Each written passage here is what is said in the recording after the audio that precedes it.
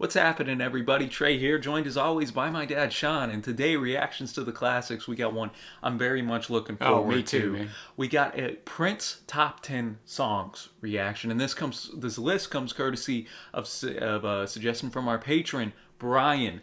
Brian's done a few other top 10 lists. We did Fleetwood Mac last month, REM the month before. Always brings fire, man. Ooh, and now we're up to Prince. We've reviewed one of the first reviews ever on this channel was Purple Rain, actually. And then we actually did Sign of the Times as well. Prince, one of the greatest artists of all time, I'm confident in saying. And in my opinion, in the last 40 years here in the United States, I think he is he's at the top just for all that he can do. So I'm looking forward to this. There are actually a few songs on here I don't know, and so that's always fun to discover. And before we get started though, y'all, if you like this video, be sure to give it a thumbs up. That helps us out. And if you like what you see, hit that big red subscribe button. We have album reviews, reactions, song reactions, top 10 lists, live streams every day here at Reactions to the Classics. And if you'd like to link up with our community, check out our Facebook and Discord down below. And if you would maybe like to have us react to a song, a Prince song, or maybe do a top 10 list of your favorite artist, check out our Patreon page, which is linked down below as well. And before we get into the quick facts, obviously music ain't gonna be in here. Prince, very tough on copyright, but no need to worry, Dad. We also have a link down below if you want the full video with the music included. That's housed at another site. Shout out to the patrons who help us keep that running, man. The monthly fee for the bandwidth on that site. So I guess all that to say, we'll dive into a little bit of kind of the quick facts and why Brian chose what he did. And then we'll get into this top 10, man. Yeah, so this is your first time watching. I actually do speak. I believe me. I was just letting Trey do his thing. First off, I'll say with Prince, I know you're working through his discography, but that's a big discography. I was a huge Prince fan back in the day. Now, if you're really a huge Prince fan, you're like, this dude isn't a huge Prince fan because he didn't know a ton of his material.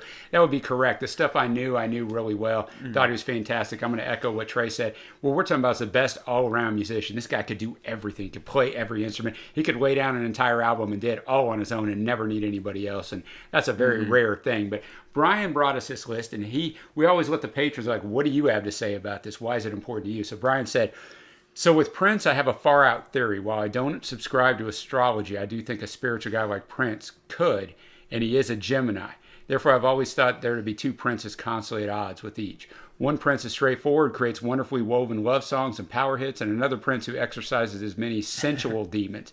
Musically, they both feel like the same Prince, but lyrically, they couldn't be different. Otherwise, I can't explain the most beautiful girl in the world and P Control being on the same album. The Gold Experience. Like always, spot number 8 is reserved for a song not likely to appear on anyone else's top 10. And I included another quite high, a song I have never heard a studio version of. So I will follow up on that a little bit. Prince was, a Christian. So he probably, in my opinion, he probably didn't subscribe to astrology, but he could have. But either way, whether you do the astrology or just the fact, if you're a Christian and understand there's sin in the world, you do have those two things constantly. The flesh and the spirit constantly fighting each other. So either way, Brian's point is well taken. We're going to start this off with the first Prince album, Trey, that I ever owned. Ooh. The song Delirious off 1999. The album came out in 1982. So when I looked at that in my old brain, I'm like 1999/1982. But Brian said this is the third single from 1999 and a top 10 hit. It lit up the clubs for sure. Like so many of Prince's songs, lots of hidden sexual currents flow through the track. I would put this in a conversation for the best side one of any R&B album. Trey, you can read my notes. Yes, it actually, you mentioned it went to top, was a top 10 hit. It was number 8 on the charts. The success of the single was boosted by the runaway success of Little Red Corvette. First song I ever heard of his as a little 10-year-old. And DJs often played the first 3 album tracks in sequence, so that helped that out, which just so happened to be the order of the singles releases from 1999. So that's a little bit of a rare thing. So Cool stuff there. As always, y'all, we're going to have the lyrics pulled up. Follow along here. I do enjoy this track. I'm not as familiar with 1999 as some of his other work. And it's been a long time for the old man, so I am not real familiar with it anymore either. But we're not really going to say much during the live reaction in case you decide just to watch the YouTube version. That way you'll kind of know our thoughts. Let's hit it. Thanks again, Brian. Number 10, Delirious. Let's get going. Yes. Definitely Dad has that singles type of quality to it. It does, but I like the outro because the outro, although the song has a single type quality to it, let you know that Prince was a little bit different than a lot of the people at the time. That's a good point. Because like they would have just cut that song off, but he wanted to show you the instrumentation. And I'm pretty sure you asked me during the song if that was a synth making the weird noise. I'm pretty sure it was. One of the interesting things about Prince,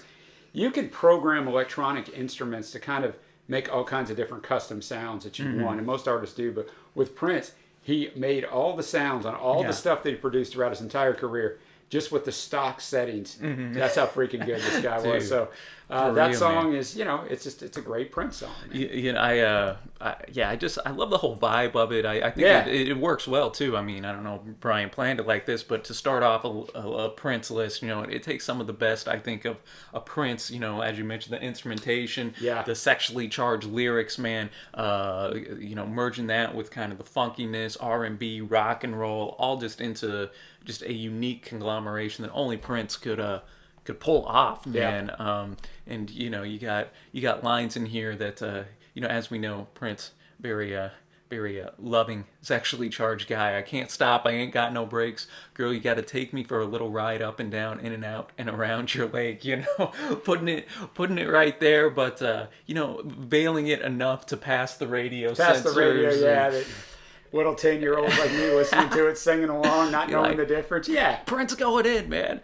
So great number 10 choice right there, Brian. We're going to go now to song number 9 is one of the 3 tracks on here. I don't know. 2 of them are actually going to be back to back right here. We're going from now the Parade record in 1986. Which is from Under the Cherry Moon, the movie that was awful. That's right. We're going to go to the song Mountains. And what did Brian have to say about this? He said, how could a movie so bad have so many great songs on the soundtrack? I have 2 others I had in the top 18 overall. I'll share with you what one of those were later.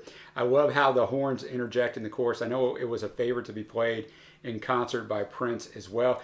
Trey, I own this album, but I don't think I spun this album a little bit. That's when I kind of started to fade out, as a 15-year-old on Prince. Not that I disliked him, it just the musical direction changed. So I'm sure I've heard this song, but I don't know that I'll even remember it when I hear it. All right, so number 9, Mountains.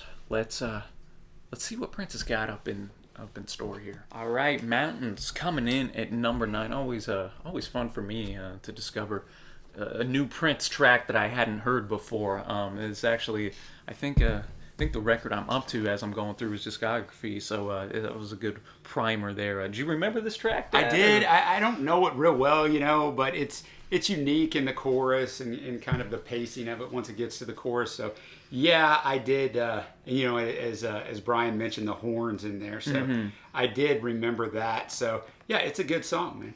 And again, kind of coming in with that spiritual component here, talking much about higher octave than he was singing in Delirious. Yeah, talking about the mountains and reading here, this is actually played over the credits of the movie The Cherry Moon. So never had the pleasure of seeing it. Well, Purple Rain, never had the pleasure of seeing it. You said the only thing that ever made you cry. You said the devil told you that another mountain would appear every time someone broke your heart.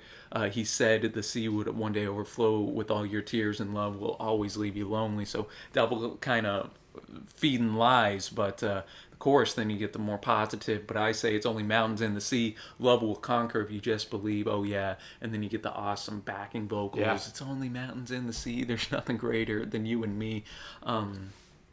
Trumpet was and horns were put in, I think, in a good manner. And I mean, for sure. The Revolution band, broke up in this year or so.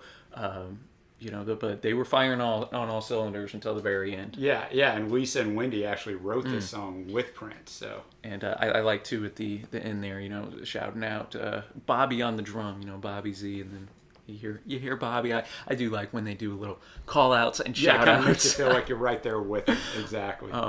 All right, man. Now we're going to another track I don't I'm not familiar with, I don't know though this I've song. heard great things. Heard great things about it. We're to number 8. Yeah, we're to Erotic City. It's the B side of Let's Go Crazy from 1984. It's not on the Purple Rain soundtrack. It's on the deluxe or expanded edition, whatever they called it when it came out years later. What did Brian say about it? He said this was played every bit as much in our local arcade as Let's Go Crazy, mostly because of the subject matter. I just love how Prince can switch gears in his material, and this song was reminding us that despite some of the elements in Purple Rain, Prince had his roots in funk. Features the great Sheila E. as well. Yeah, and I already mentioned his release as a B-side of Let's Go Crazy and the 12-inch version of the 1986 single Girls and Boys. So obviously they wanted to get this out here in some way. It was released in 2 different versions.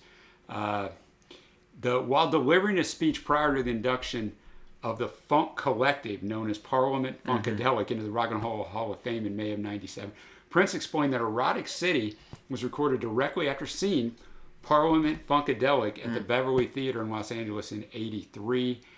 This was the recording debut of Sheila E. with Prince. And that brings us to how this song became kind of infamous and notable for its sexual references.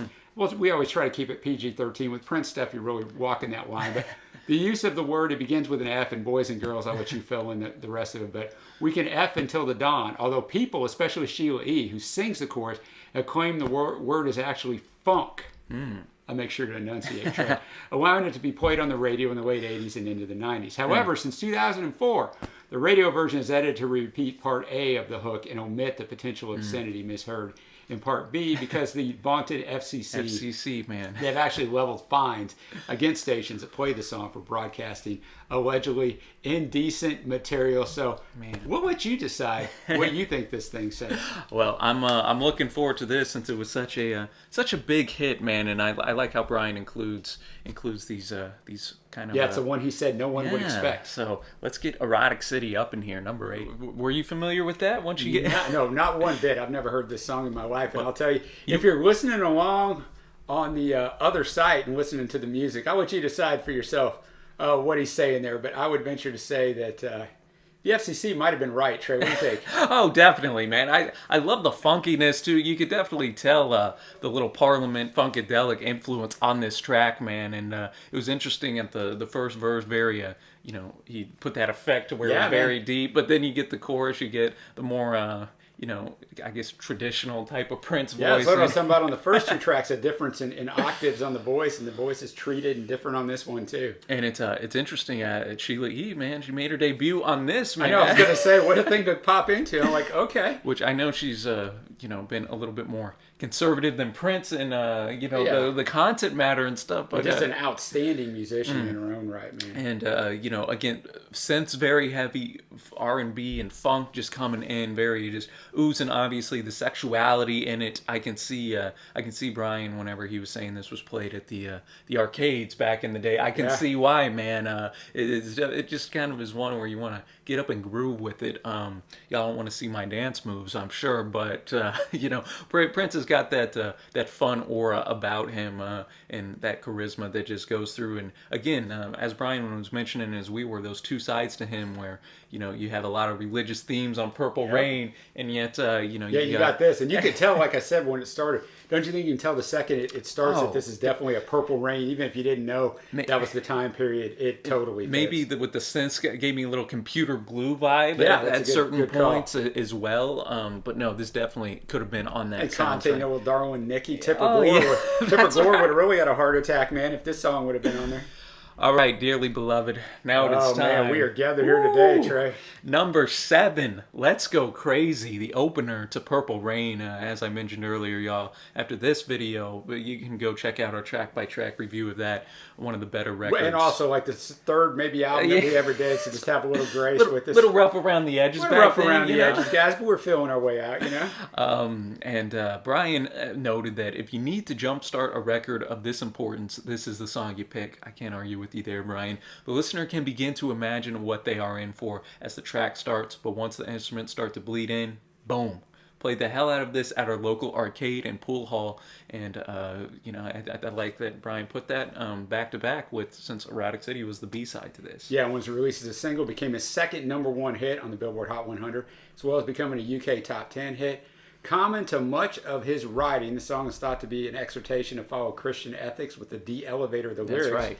being a metaphor for the devil. And Trey, when we reviewed this album, I just couldn't wait for you to hear this album. I love the Purple Rain album. And I will say this, I am not saying they're the best opener and closer of all time on this album, but I'm saying there's none better. Yeah. Oh, I would agree, man. We start with Let's Go Crazy, we end with Purple Rain. Convince me differently. I'm not saying they're the best. I'm saying there's none any better. Yeah. You might be able to put some stuff up here, but I would have a hard time I'd agree with you putting on that, anything man. over it, man. God, we gotta love this freaking song. Yeah, this is one of my favorite Prince tracks. I'm glad, Brian, you think the same. So let's go crazy, ladies and gentlemen.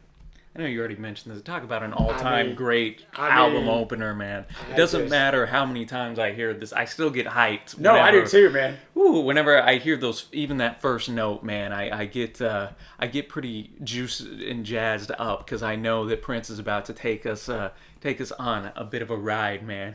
Yeah, I mean, it's unbelievable. And I've heard this song, I mean, a lot.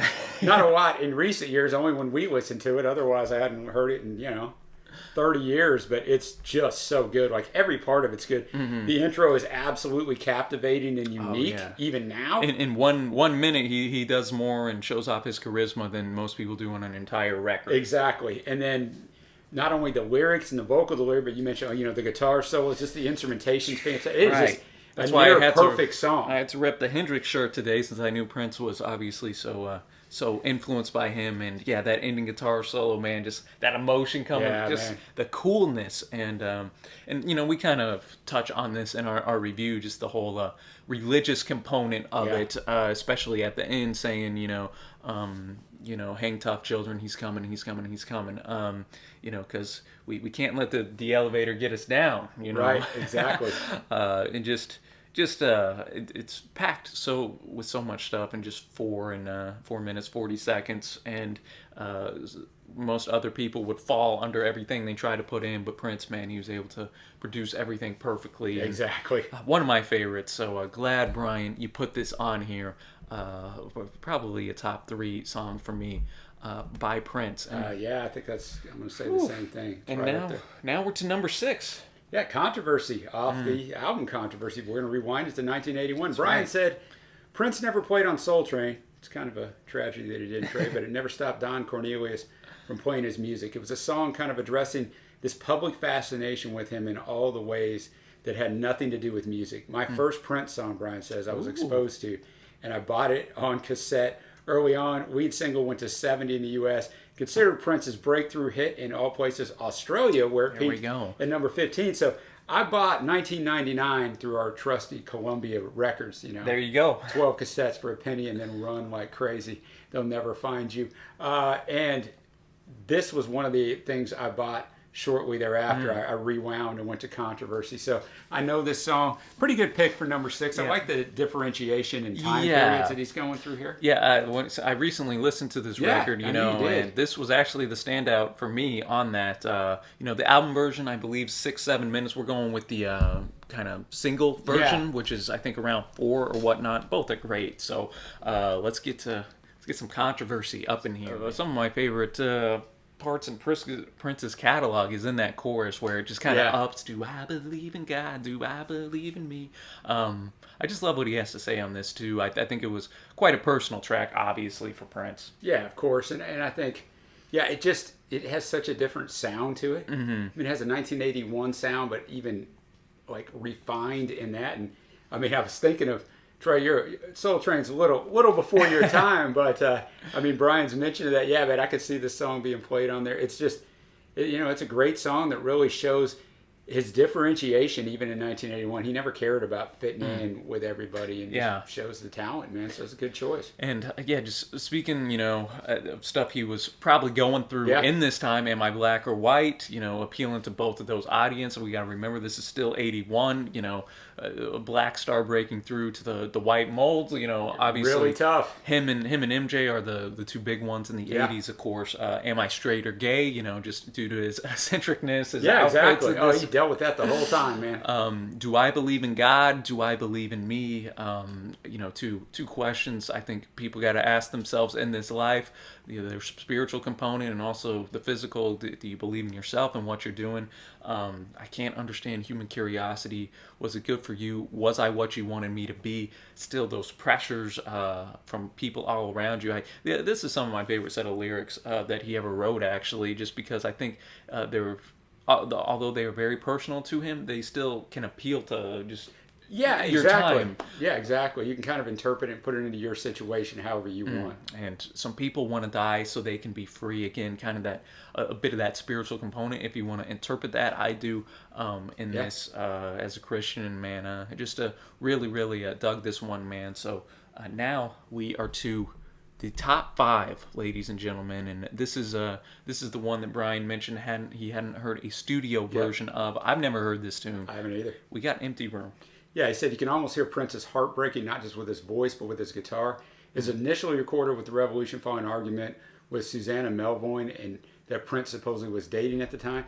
Where this comes from, Trey, it is on an album. It's on an album called C Note. It's a live album by Prince and the New Power Generation, released in 2004. Though all 5 tracks on that album, and this is the only one that has vocals, the other 4 are all instrumentals, have been released as a separate MP3 file earlier in 2003. Its genre is considered jazz for that album.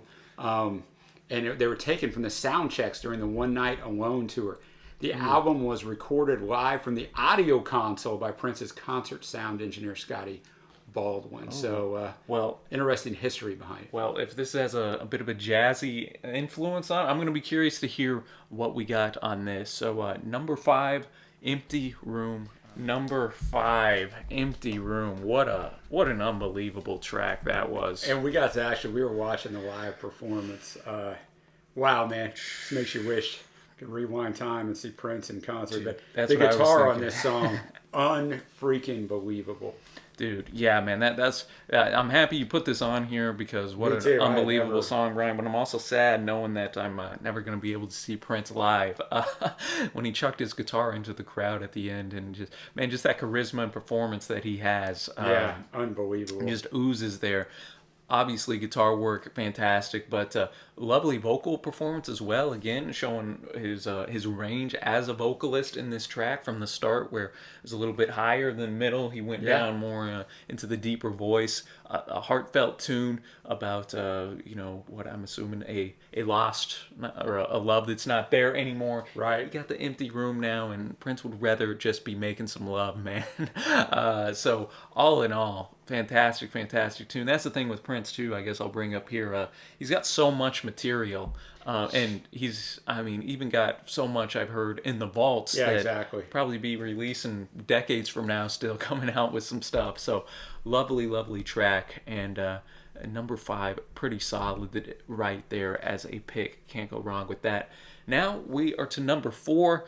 And these last 4 tunes, some of his most famous songs ever. Yeah. And what do we got, Dad? We got Raspberry Beret from the album Around the World in a Day. I'm very familiar with this.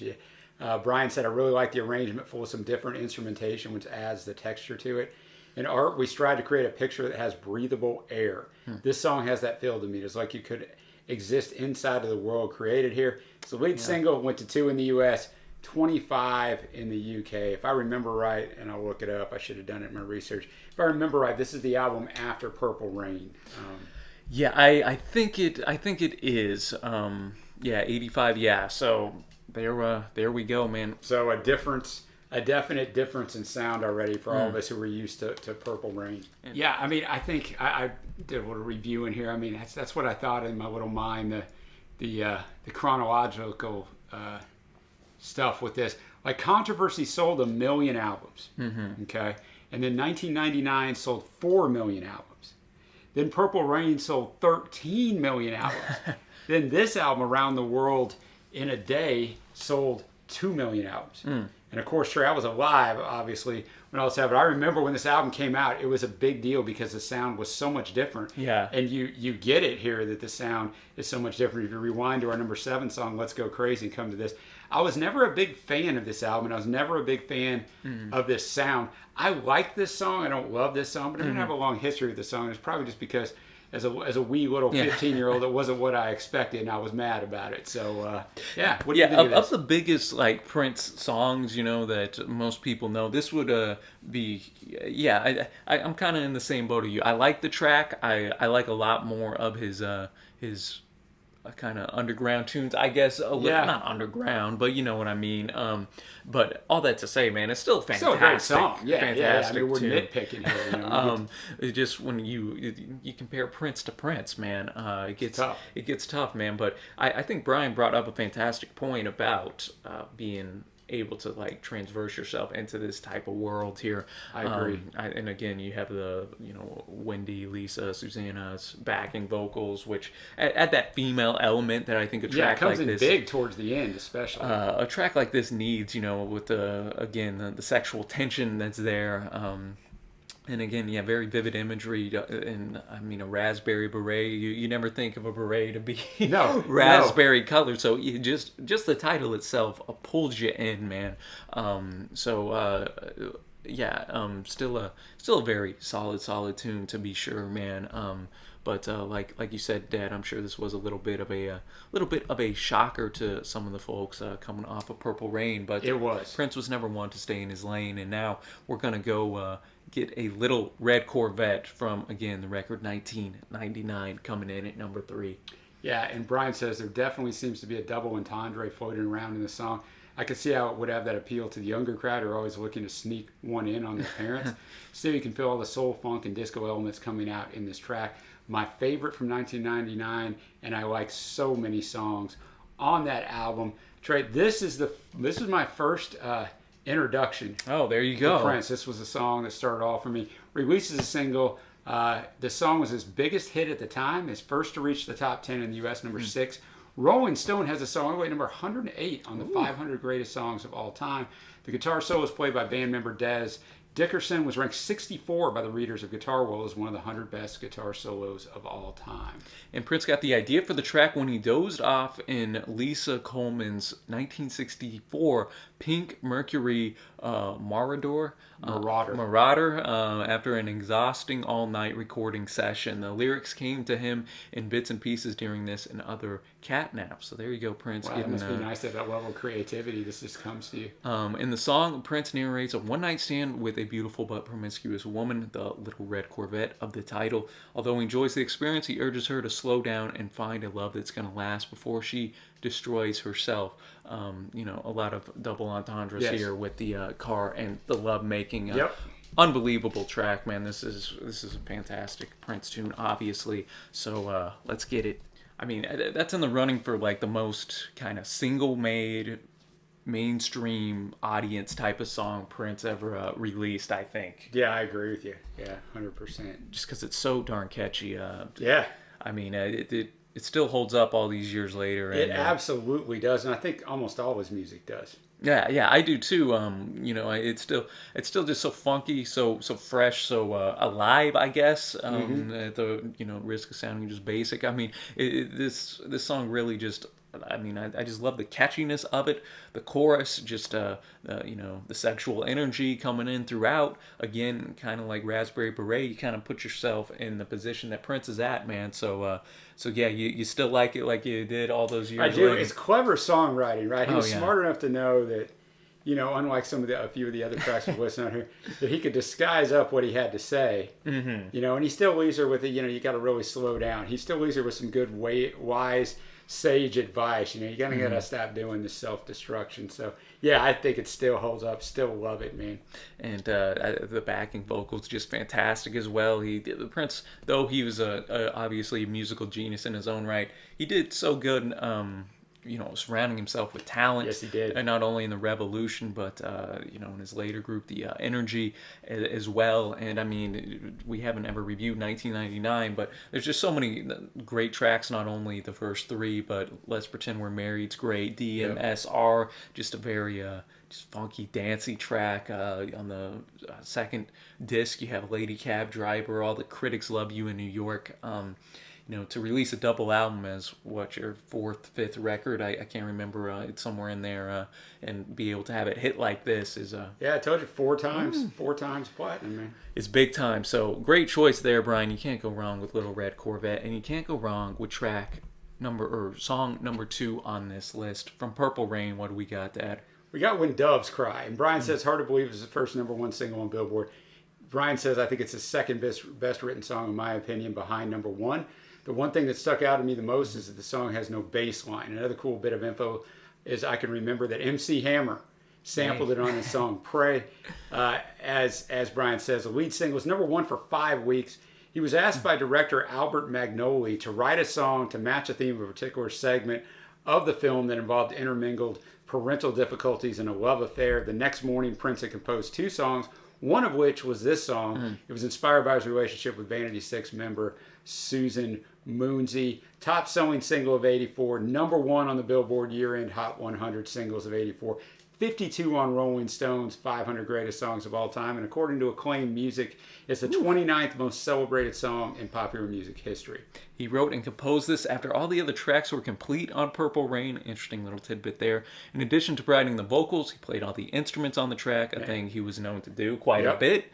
And the song's texture, very stark. And yeah, man, just not only one of the best Prince songs, but I think one of the best songs of the 80s and of all time. Yeah, when he talks about there being no bass line, he said there originally was a bass line. So I thought it was really interesting. I wish that existed somewhere, and maybe it does.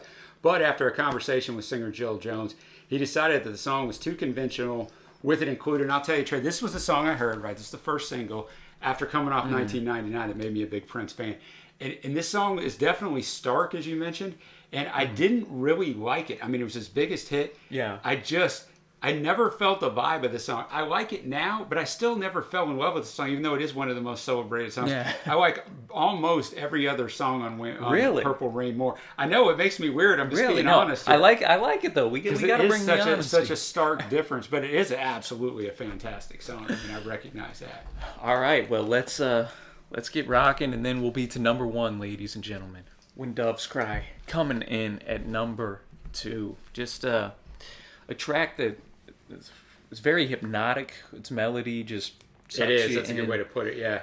And yeah, man, I mean, there's just a lot going on. Again, I love the lyrics on this track, and I think Brian's right to say this is one of his best written songs. I agree 100%. Yeah, I mean, I see why people love it. I mean, a lot of people would have this #1 on their list. So yeah, it's well written.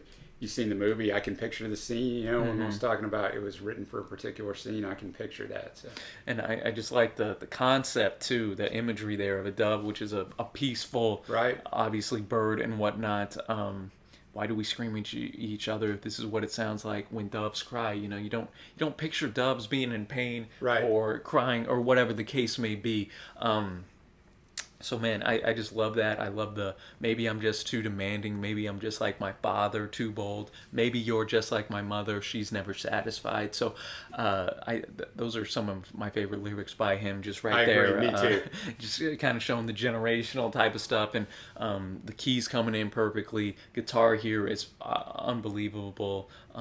Just again, the fact he's playing all these instruments, killing it. Production next level. Lovely outro as well, as you mentioned, Dad, at the start from Delirious, where we had that 1 minute outro all the way here to now we're almost at the top of the list. So. And don't forget what I mentioned at the start of this song, that the director told him he needed a song, and the next day he came in with a song. But not only this song, he wrote 2 songs. And this was one of them. So it's like golly, dude, it's crazy. Ooh. So I guess before we get to the #1 song, I'm gonna tell Brian's honorable mentions. Yeah. We'll do that. He said, forgive me, fellas and everyone, because I think a lot of people are thinking they know what #1's going to be, but he says, I couldn't bring myself to put Purple Rain in the top 10. It was 14. That hurts my heart, Brian. Mine too. I'll talk about that at the end, yes. His honorable mentions, though, were Purple Rain, Girls and Boys, Get Off, and 1999. So that may crystallize it for you what #1 is. Yeah, #1, one of the greatest songs of the 80s, man.